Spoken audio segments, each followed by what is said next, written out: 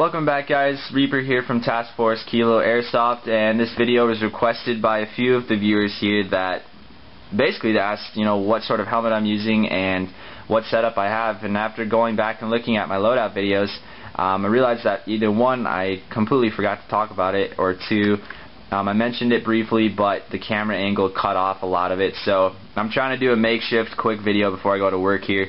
So that being said, going right into it is an IBH helmet, or integrated ballistics helmet. So the difference between this primarily and the fast helmet is underneath the arc rail here.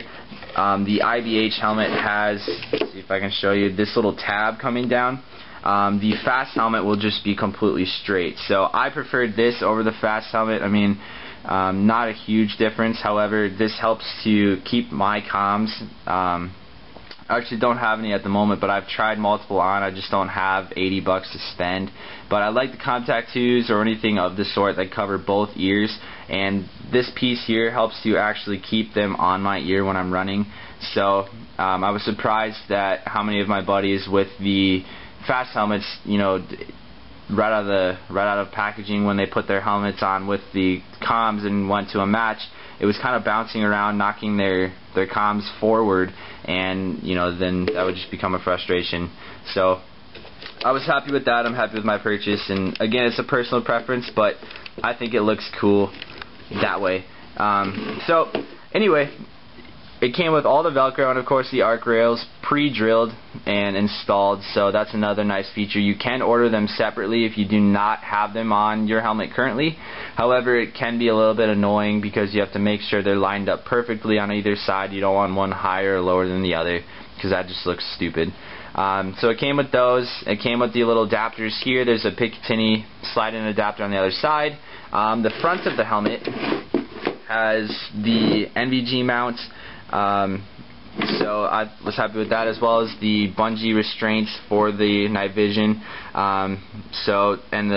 This piece actually seems to be a little bit nicer than some of the others. I mean, it is metal and it's individually serialized, and it's got little replicated instructions like push button first, and then it's got more numbering. So I think it looks cooler than the plastic ones that I've seen on other helmets. Again, there's a top shot, just lots of Velcro that came pre-installed, and there was that Picatinny adapter there.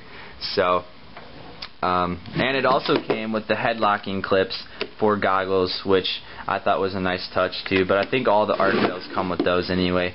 And again, it came with the goggle restraints on the back here. Sorry, I put that down. I've seen people call them bunny ears. I'm not sure if those are the same thing. I've seen stuff online that kind of come up this way, but these came just with the helmet, and they do a great job of keeping my goggles restrained to the helmet. They don't, slide off or anything. So I was happy with that as well.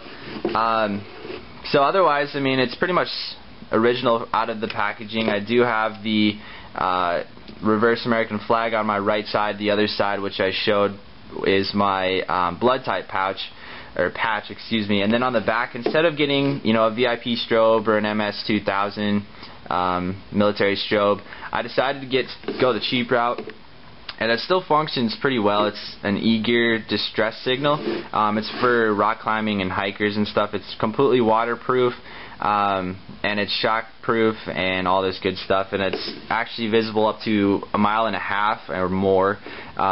So if you turn it on there, it strobes. So let's see here, it's actually really bright.